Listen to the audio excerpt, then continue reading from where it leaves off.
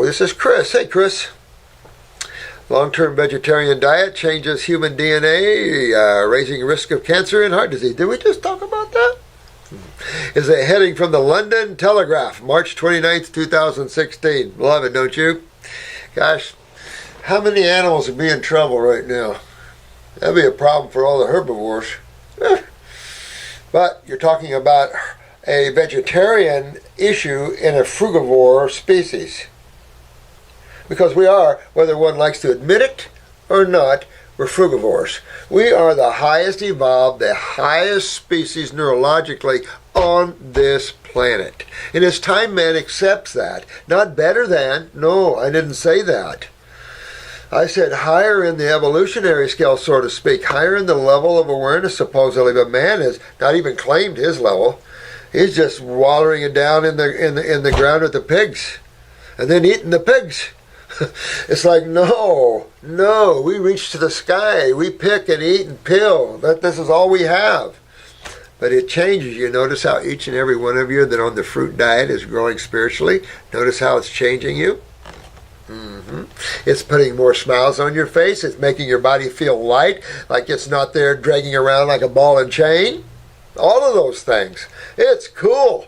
The energy, the vitality, the flexibility. Oh my God. You just can't, there's nothing like it.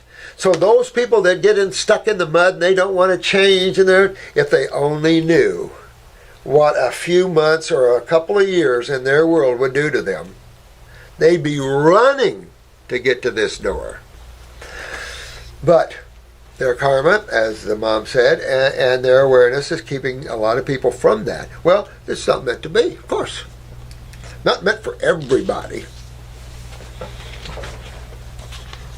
I just thought I should share with you the level of propaganda that the powers that be are relaying to the world. I know it, and I've got that right here. I showed you guys. I got that right here.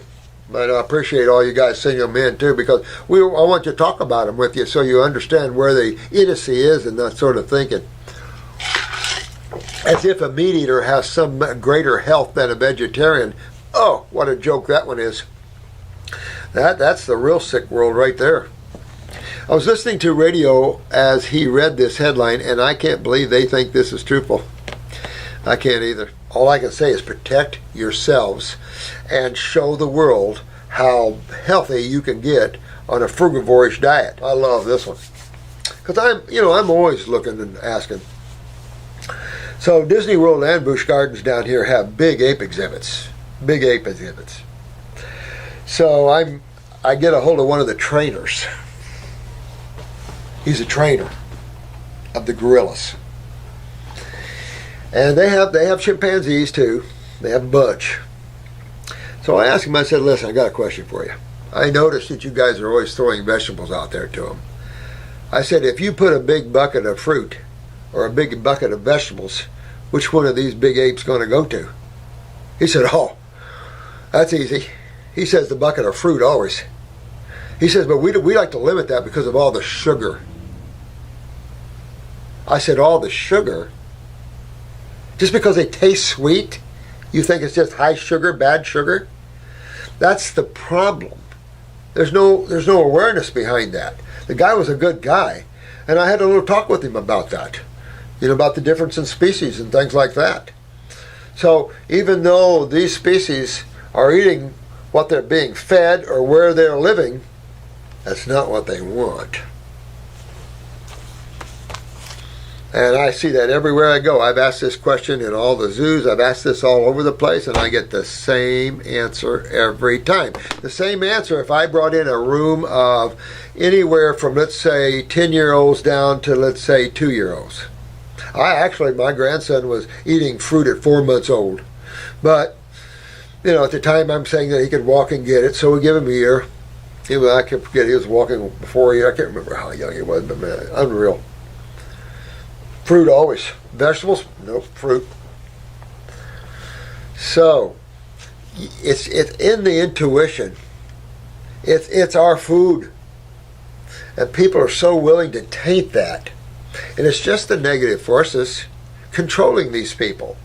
And that's why it's important to break loose of these negative thoughts and negative controls, because it's pulling man deeper down. We're here to bring the light to the darkness. No more pulling down. We're going to pull back up with more power than the negative forces. Well, there's a lot more coming. So it's enough to say that a lot of neat things are happening. And a lot of people are getting well. That's cool stuff. I'm amazed that the last couple of weeks there was some girl that just went to YouTube. She had MS. Now she doesn't. There's this lady with leukemia. We get these all the time, and it's like, I love that. It shows the tenacity and the brilliance and the awakening process of these spiritual beings that say, you know what? I get it. I'm going to take control. I'm going to do this myself, clean my body out, and get myself well. And that's just what they did. That's how it is. And it's so simple. And so once we teach the world, hopefully things will be so much different here.